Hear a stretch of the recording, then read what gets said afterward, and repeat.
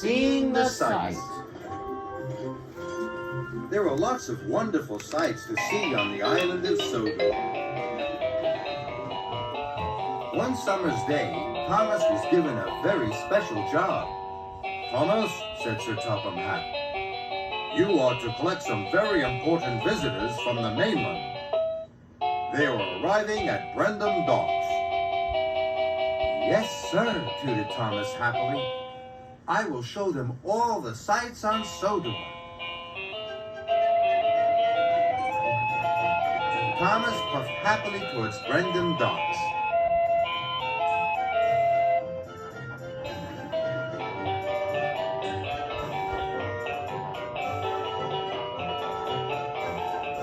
Thomas pulled up at the gangplank. "Welcome aboard," he tooted. "I will show you all the wonderful sights of Sodor." Just then, Gordon steamed in. "I should be showing the sights to the important visitors," he sniffed. "Why?" puffed Thomas. "Because," wheezed Gordon, "I could show them round much more quickly than you. Then they would see everything there is to see on Sodor." Thomas was cross. "I can show them all the sights just as quickly as you can," he whistled. "Just you wait and see." Thomas heard passenger car doors slam. "Everyone's on board," he thought, and he chuffed away as quickly as he could. "So much to see, so much to see. Let's get a move on. Count on me." Then there was trouble. Thomas had left some of the visitors behind.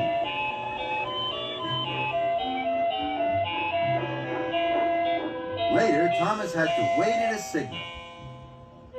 Bertie the bus drove up. He had picked up the visitors Thomas had left behind.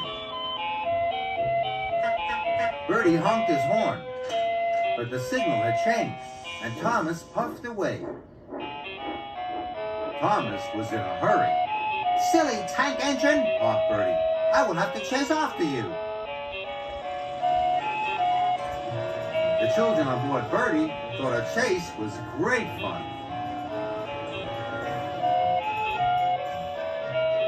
Thomas arrived at Blacklock. "Everyone out to see the seals," he tooted. "Hurry up, hurry up." The visitors took their cameras to see Blacklock. Thomas had to wait. He didn't like waiting. He had to show the visitors all the sights. Otherwise, he thought, I won't be as fast as Gordon. "Time to go," he peeped loudly. Thomas heard a passenger car door slam. Everyone must be on board, he thought, and Thomas chuffed away as fast as he could. But Thomas had left more of the visitors behind. Soon Thomas arrived at the Scottish castle. "Everyone out," he peeped. "Hurry up, hurry up." Then Thomas had to wait again. He wheezed some steam, and he started to worry. "We'll never see everything if we don't hurry up," Thomas wheezed. "Everyone back on board, please." Just then, Gordon steamed in. "What in my funnel," sniffed Gordon. "You haven't seen many sights." "Yes, we have, and we're going to see more," puffed Thomas. He was cross. He puffed away as quickly as he could. But more visitors were left behind.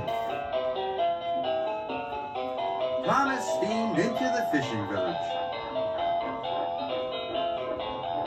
"Here's the next sight," he puffed. "Everybody out, please." But Thomas couldn't hear any passenger car doors opening. He was puzzled. Just then, Bertie arrived. "What's happening?" asked Thomas. "No one's getting out, Thomas," beeped Bertie, "because no one is left on board." Thomas was surprised. "Cinders and ashes," gasped Thomas. "You were in so much of a hurry, you left them all behind." Thomas was upset.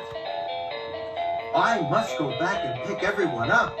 But first, he collected the visitors from Bertie the bus, and he steamed back to the castle.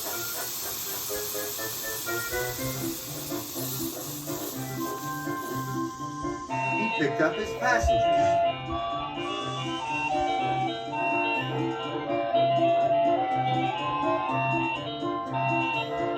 And puffed quickly back to Blacklaw.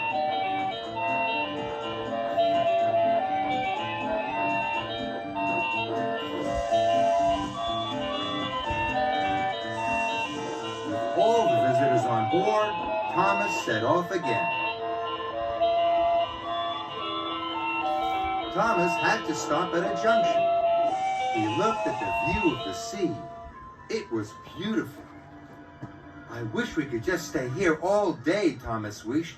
There are so many things to do. The visitors looked out of the windows.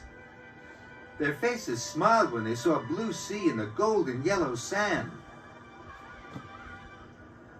Suddenly, Thomas had an idea. Thanks for learning with Leapfrog. We will stay here all day, he whistled.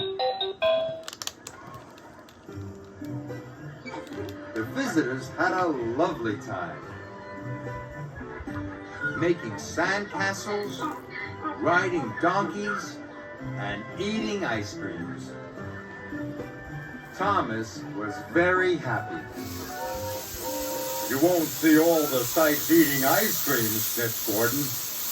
It's better to see one place properly than lots of places in a hurry, Thomas chuffed happily. And all the visitors agreed.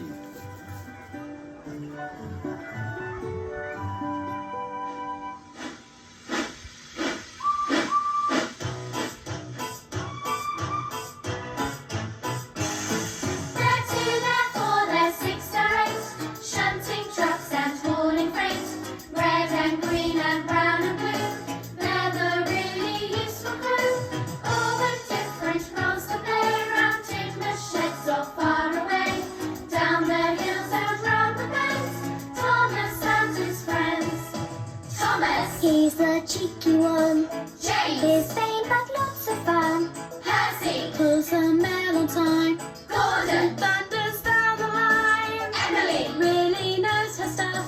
Henry. Toots and huffs and puffs. Edward. Wants to help and share.